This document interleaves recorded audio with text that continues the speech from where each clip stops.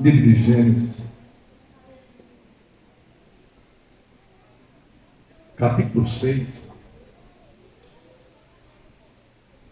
e nós vamos ler o versículo de número 8. Eu estou aqui numa luta travada, irmãos, com esse óculos. Eu não sei se eu tiro ele, estou enxergando melhor sem óculos. Eu só coloco ele. Vou ficar uns 7 dias. Se prestar, eu continuo, senão eu jogo fora. Mas parei está melhor, viu, irmãos? É porque acho que eu não aprendi a usar ainda. Versículo de número 8, do capítulo 6, que diz assim, versículo 8. Noé, porém, achou graça aos olhos do Senhor. Amém. Eu quero nessa noite, irmãos, falar sobre o tema as diversas manifestações da graça de Deus. Por algumas vezes eu já falei um pouquinho aqui sobre a graça de Deus, mas não de uma forma mais ampla, como eu quero falar nesta noite. E nós sabemos que a graça é um favor imerecido, benevolente, espontâneo, amoroso de Deus aos homens. E é a manifestação, igreja, do amor de Deus pelo ser humano, mesmo sem o ser humano ter mérito algum. A graça e a sua multiforme. Por que multiforme? Porque a graça, ela tem as suas vertentes, né? A sua multiforme, ela pode ser explorada, né? Em algumas dimensões, como para a salvação e também a enriquecedora presença de Deus. Hoje eu quero falar sobre a graça, porém, não somente a graça salvífica, que nós sabemos que ela é o favor que nós não merecíamos, nem eu e nem você merecíamos, mas foi dada pelo amor que o nosso Deus tem por nós. E a primeira manifestação que eu quero falar está em Efésios capítulo 2 e versículo 8, né, que começa falando sobre a graça salvadora. Eu vou começar a explorar aqui a primeira, que é a graça salvadora. Abra lá sua Bíblia, Efésios 2 e 8. Quem pode me ajudar lendo aí?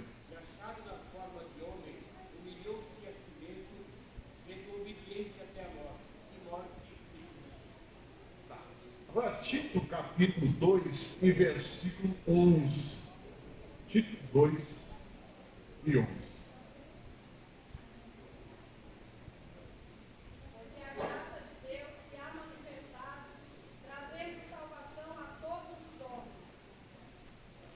Então sabemos que a graça de Deus, a graça salvadora, ela é um dom divino, gratuito, concedido a nós, igreja, apesar, tá, de nossa falta de mérito.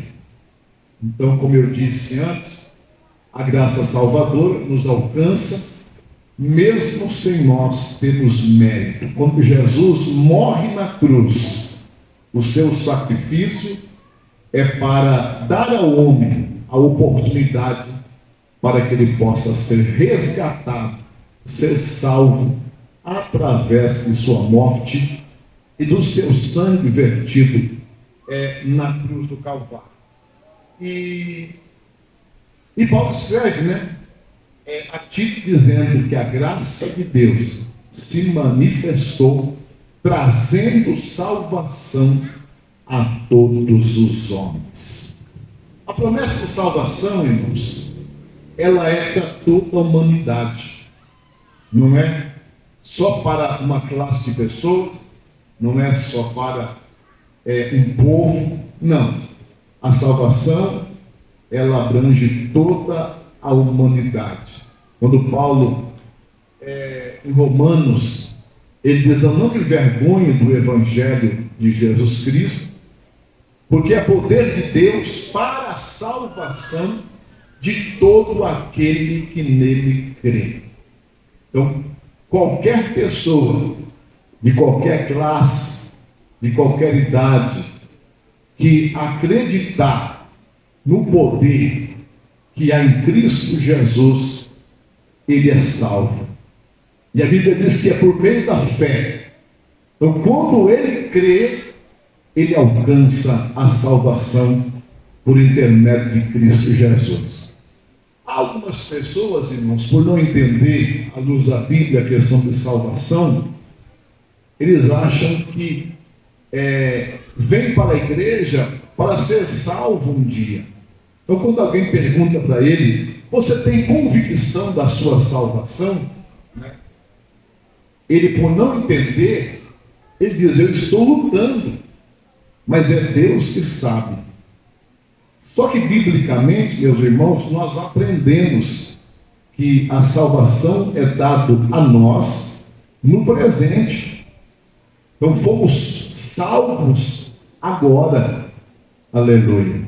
Somos salvos amanhã, e nós esperamos a volta de Jesus para nós subirmos no arrebatamento da igreja. Então, estamos aqui servindo a Deus, mediante a fé em Cristo Jesus, obedecendo a sua palavra. Não é, irmãos, lutando para ser salvo. Não servimos com a convicção que já somos salvos. Mas o que acontece é que a Bíblia diz: aquele que perseverar até o fim, ele será salvo. Esse será aí porque eu e você precisamos ficar firme, abraçar essa salvação e não soltar ela por nada. É o que diz Apocalipse: guarda o que tens, para que ninguém tome a tua coroa. Tu está falando o quê? A coroa fala de salvação, que foi dada a mim, a você, através de nossa fé.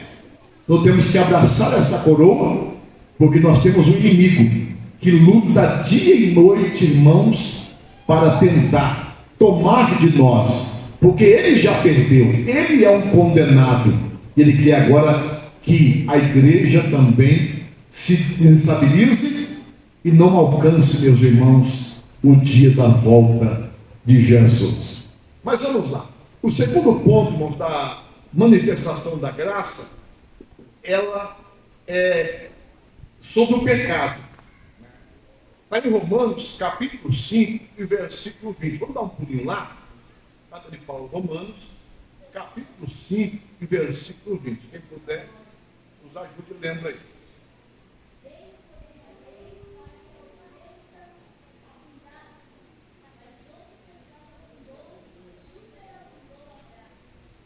Acompanhe comigo aí. Romanos 5 e 20. Veio, porém, a lei para que a ofensa abundasse. Mas aonde o pecado abundou, superabundou a graça. Isso aqui eu achei fantástico, quando Paulo ensina sobre a graça operando, aniquilando o pecado, irmãos. Por quê? Paulo diz que aonde a ofensa, o que é ofensa? O pecado, abundou. Essa palavra abundou, irmãos, significa aumentou em grande proporção, em grande quantidade. Por quê? Porque começou lá no Éden, através do primeiro casal, E o homem foi distanciando de Deus, ao ponto, meus irmãos, que quando chega no tempo de Noé, nós lemos hoje, a Bíblia diz que Noé achou graça diante de Deus, ao ponto que a humanidade da época, viu, irmão, cheirava mal as narinas de Deus, mas Deus olha de cima e ele enxerga Noé e toda a sua família. Quando a Bíblia diz que Deus achou graça em Noé, está falando o que, irmãos? Que Deus agora tem projeto de salvação, porque ele encontrou uma pessoa, aleluia, que fazia a sua vontade. Aí a Bíblia diz, meus irmãos, que o pecado abundou, e ele veio abundando, passando de geração para geração. Porém, meus irmãos, Paulo diz que aonde abundou o pecado, superabundou a graça de Deus. Pastor, o que é isso, irmãos?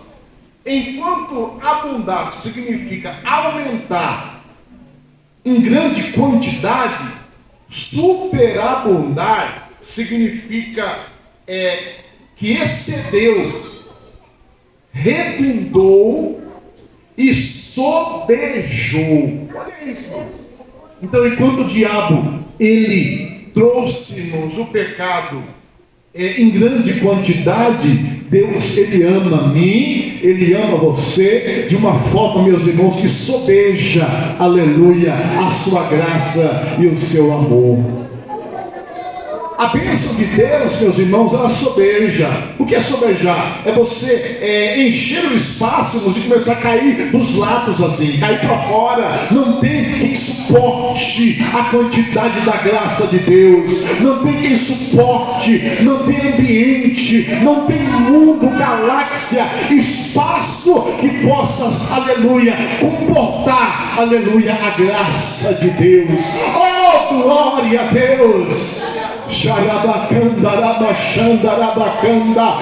importa o tamanho do teu pecado, aonde o pecado, a ofensa, aleluia, ela se manifestou, a graça de Deus, ela vem sobejando. A graça de Deus é muito maior. Oh, glória!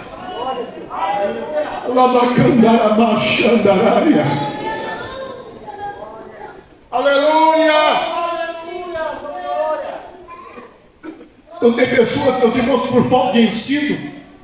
Eu conheci pessoas que frequentam outras igrejas entre aspas, pseudos evangélicas, mas porque não tem ensino. Ele diz que pecou e para ele não tem mais salvação. Irmãos, que ignorância bíblica! Que ignorância, irmãos! Um líder, uma igreja dizer o que a Bíblia não diz, porque o que Paulo está dizendo aqui, aonde abundou o pecado, superabundou a graça. Irmão, qual é o pecado que resiste o tamanho do amor de Deus? Qual é o pecado que resiste o poder do sangue de Jesus? Mas infelizmente, foi o que Jesus disse: meu povo errou porque faltou entendimento. Então a ignorância bíblica, irmãos, é um dos piores males que existe no mundo evangélico.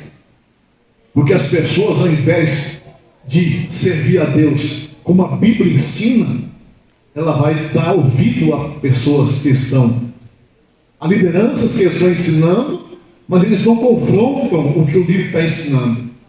Já a Assembleia de Deus, não, eu quero que todo mundo tenha uma Bíblia aí. O que eu ensinar aqui, confronte aí.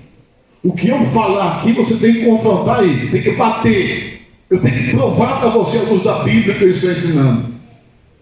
Glória a Jesus. Não ficamos com a igreja católica, irmão. Tudo que o padre fala, a gente segue, porque a gente não lia a Bíblia. Glória a Jesus. Quando começamos a ler a Bíblia, nós começamos a entender, irmãos, que a palavra de Deus, ela é libertação. Nós vamos mais. A terceira manifestação da graça é a graça enriquecedora. Está em Efésios capítulo 2, e versículo 7. Vamos lá, abre a sua Bíblia, vamos conferir lá. Efésios 2 e versículo 7. Quem encontrou, irmãos, pode ler.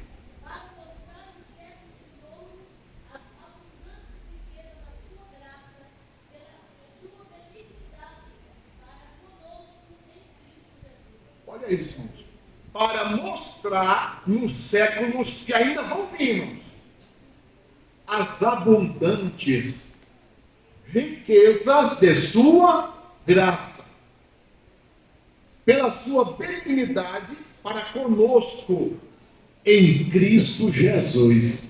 Se você continuar lendo aí, o outro diz assim, ó, porque pela graça sois salvos. Após a salvação, meus irmãos, aleluia, nós recebemos também, através da graça, aleluia, as riquezas. Eu não estou falando aqui de riqueza, irmãos, de ouro e prata. Entendeu? Eu não estou falando, embora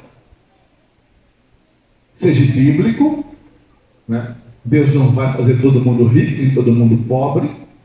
Um dia Jesus falou, viu, bem numa reunião onde uma mulher deitou sobre ele um azeite muito caro, em que os discípulos, irmãos, ficaram preocupados, porque de tanto desperdício, podia pegar esse dinheiro aí e dar aos pobres. Sabe o que Jesus falou? Gente, os pobres nunca vai faltar. Então aproveito para me adorar agora. O que você tiver pobre, vai ter o resto da vida. O que Jesus está dizendo? Ele fez o pobre e fez o rico. E a Bíblia diz que a bênção dele enriquece e não acrescenta dores. A riqueza, meus irmãos, da graça de Deus, ela vai fazendo o que? Ela vai, após a salvação, trazendo para cada um de nós, meus irmãos, as riquezas celestiais. Nós vamos crescendo, meus irmãos, espiritualmente, quando vamos aprendendo a palavra de Deus. Aleluia! Mas vamos mais. A quarta graça é a graça, meus irmãos, que foi repartida para cada um de nós. Olha isso. Atos dos Apóstolos, capítulo 4, versículo 33. Graça repartida para toda a igreja, individualmente. Atos 4, 33. Quem achou? Os apóstolos davam um grande poder, testemunho da ressurreição do nosso Senhor Jesus Cristo. Em todos eles havia abundante graça. Olha isso aqui, irmãos. E os apóstolos davam com grande poder, olha isso, testemunho da ressurreição do Senhor Jesus. E em todos eles havia o que, igreja? Abundante graça. Então o contexto não está falando, tá, sobre salvação. Salva já era. Só que quando todos eles, cada um deles chegavam e abria a boca, irmãos, aleluia, o Espírito Santo usava a boca para trazer uma palavra cheia de graça. E as pessoas começavam a ouvir, começavam a chorar. Elas começavam a ouvir e se convertiam. Sacerdotes se convertiam quando eles pregavam uma palavra de Deus. Sabe o que Deus está dizendo? Essa abundante graça está sobre a minha igreja. Sobre você, moço e moça, irmão e irmã, senhor, senhora, obreiro, cooperador, pregador, pastor, jovem, adolescente, você recebeu de Deus, aleluia, essa graça que você pode, aleluia, quando você abrir a sua boca, ser um testemunha fiel do poder de Deus. Isso não é só para o pastor, isso é para toda a igreja. Isso não é só para pregador, isso é para qualquer um de nós. Então quando alguém diz, aquele moço ele é cheio da graça, o que está dizendo, irmãos?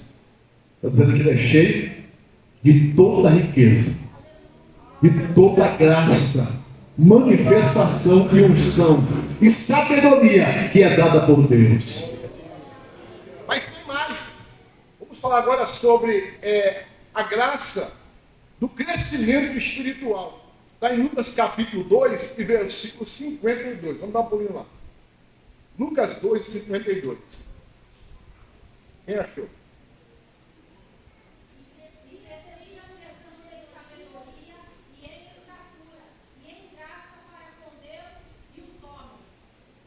Olha isso aqui, irmãos. O texto fala, né, do próprio Jesus. Glória a Deus. Aleluia. 2,52. E crescia Jesus em sabedoria. 2, em estatura. 3, em graça para com Deus e aos homens.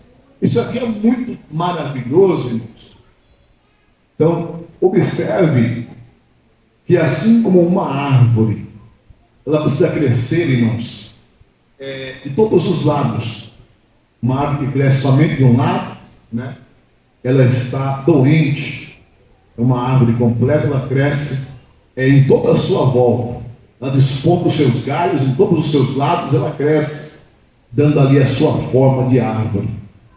E o crente precisa também, irmãos, crescer o quê? Em sabedoria, crescer em estatura e crescer o quê? Em graça. Então a graça aqui falando tanto, meus irmãos, que nós temos de comunhão com o nosso Deus, de intimidade com o nosso Deus. Não está falando de salvação, a graça salvífica é uma. Viu? Porque alguém pode ser salvo, mas ele pode ficar, irmãos, em um mundinho, em um quadradinho, e ele se contentar. Não quero ir para o céu. Que bom. É preciso realmente, porque a morte de Jesus foi para nos trazer salvação, para nos levarmos para o céu. Mas só que Deus tem muito mais para mim e para você. Mas para isso você precisa o quê, irmãos?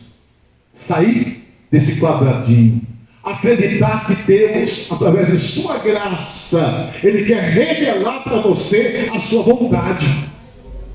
Ele quer usar você em suas mãos, para você evangelizar e ganhar outras almas para Jesus, para você orar pelos enfermos e os enfermos ser curados através do nome de Jesus, para que você ministrar a palavra de Deus e pessoas se entregarem para Jesus. Aleluia. Então a graça, meus irmãos, para com Deus e para com os homens, é porque eu preciso o quê? Ter intimidade com Deus, mas eu preciso também, irmãos, cair na graça dos homens. O que é isso? Os apóstolos, aonde passavam, a Bíblia diz que eles caíram na graça das pessoas. Porque, meus irmãos, eles abriam a boca para falar.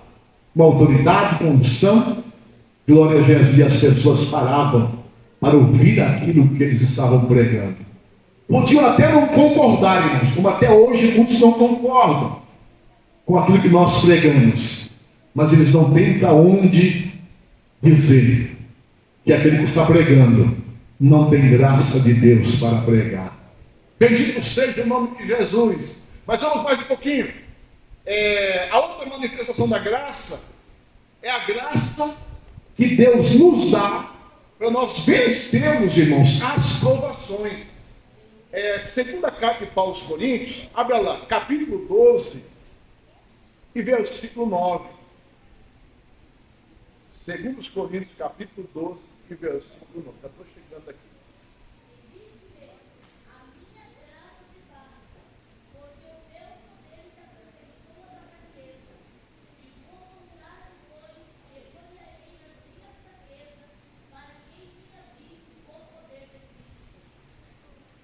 Irmãos, a graça que Deus nos dá para vencermos as provações é algo tremendo. Todo mundo conhece a história que o texto diz sobre Paulo. Paulo, meus irmãos, orou, falou com Deus acerca de um espinho que ele tinha na carne. O desejo de Paulo é que Jesus removesse dele esse espinho. Era algo, meus irmãos, que perturbava ele. Porque o próprio Paulo diz que era esbofeteado por Satanás, por essa fraqueza. Mas o que o Senhor Jesus responde para Paulo? Paulo, a minha graça te basta. Oh, glória a Deus. A graça que Deus nos dá, meus irmãos, para vencermos as provações, ela é uma graça provedora. Você não está sozinho, minha irmã, meu irmão. Deus está provendo cuidado para a sua vida. Você que está enferma, não se preocupe. Deus está provendo por sua graça o cuidado dele para você. Você que está desempregado, aleluia, não se preocupe. A providência de Deus, pela graça, aleluia, está cuidando de você. Então essa graça, meus irmãos, é uma graça provedora. É uma graça que supre, escute isso, igreja, supre a nossa carência. Você pode adorar Jesus nessa noite? É a manifestação do poder de Deus em nossas fraquezas. Ah, meus irmãos, Jesus disse para Paulo: Paulo, não se preocupe, eu amo você com essa fraqueza mesmo. Não se preocupe, Paulo, com essa fraqueza, com essa carência que você tem, a minha graça, aleluia, te basta. Aleluia. Então essa graça, meus irmãos, ela vai suprir a minha necessidade e a tua necessidade nessa noite.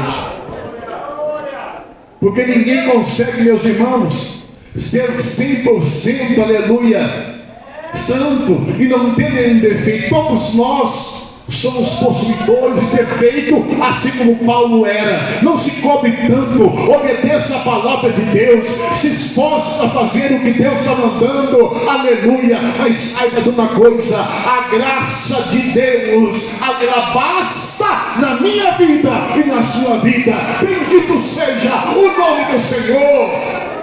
Adacaia sobre contequeia bagachandarandacai. A graça de Deus alcança o seu povo nessa noite.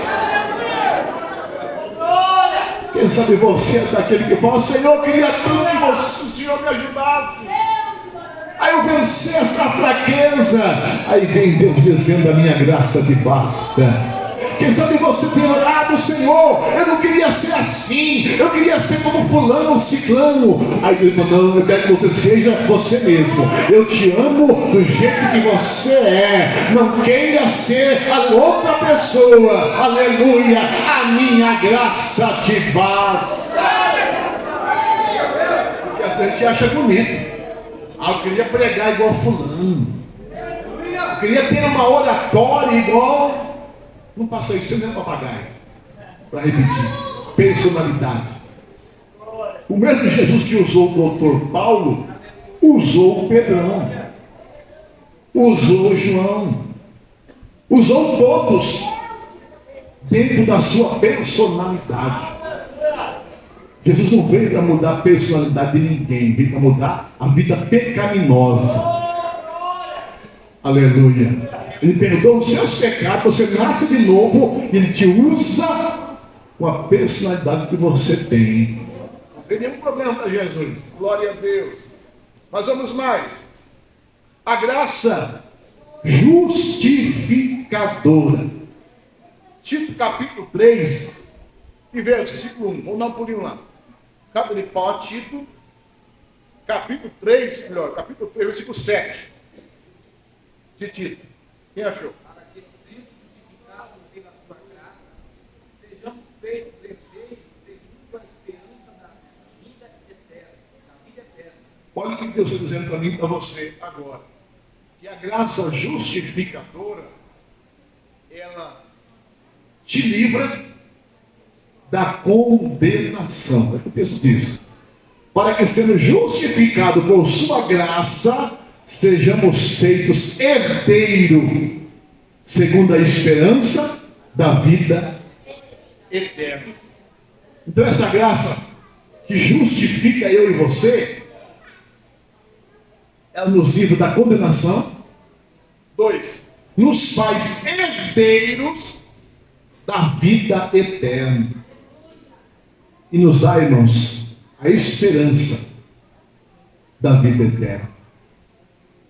Já falei algumas vezes, os estudiosos sabem disso, que Martinho Lutero, em uma das suas falas e revelações do seu chamado, Satanás se apresenta para ele e começa a apontar, irmãos, aquilo que o pecado fez na vida de Martinho Lutero, as ofensas. Diz para ele: Martinho Lutero, você agora está dizendo que é santo? Quanta gente você enganou. Eu trouxe aqui, ó. Eu vou ler para você os seus pecados. E abriu, irmãos, aquele pergaminho extenso, e começou a ler para Martinho Lutero tudo aquilo que ele ensinou de errado. Quantas pessoas ele ensinou sobre purgatório, que é uma mentira, sobre a indulgência, e foi, meus irmãos, mostrando para Martinho Lutero os seus pecados, as ofensas. Aí quando o Martinho Lutero teve a palavra de Satanás: você está certo, tudo isso que você falou é verdade, mas no final dessa lista aí, você esqueceu de escrever que se andarmos na luz, como na luz ele está, nós temos comunhão uns com os outros, e o sangue de Jesus Cristo, seu Filho, ele nos purifica de todo pecado.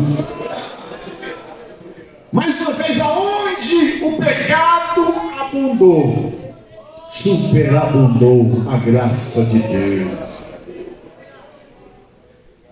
Por isso que Satanás é furioso com o crente salvo. Porque o crente salvo, meus irmãos, ele é justificado por Cristo. Glória a Deus. Nós vamos finalizar falando sobre a graça fortificadora. 2 Timóteo capítulo 2 e versículo 1. 2 Timóteo 2 e 1. Quem encontrou?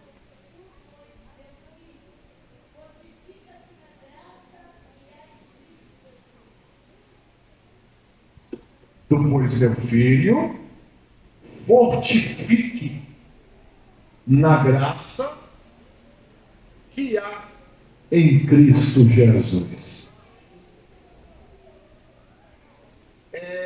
Essa graça, meus irmãos, ela é a fonte de nossa fortaleza. Então, eu e você só vencemos os males, não é porque somos bons, não é porque nós temos o curso teológico, ou porque oramos mais, jejuamos, lemos a Bíblia várias vezes inteira. Não é por isso. É porque a graça fortificadora, ela está sobre a sua vida. Glória a Jesus. Ela, meus irmãos, nos sustenta em toda a nossa jornada.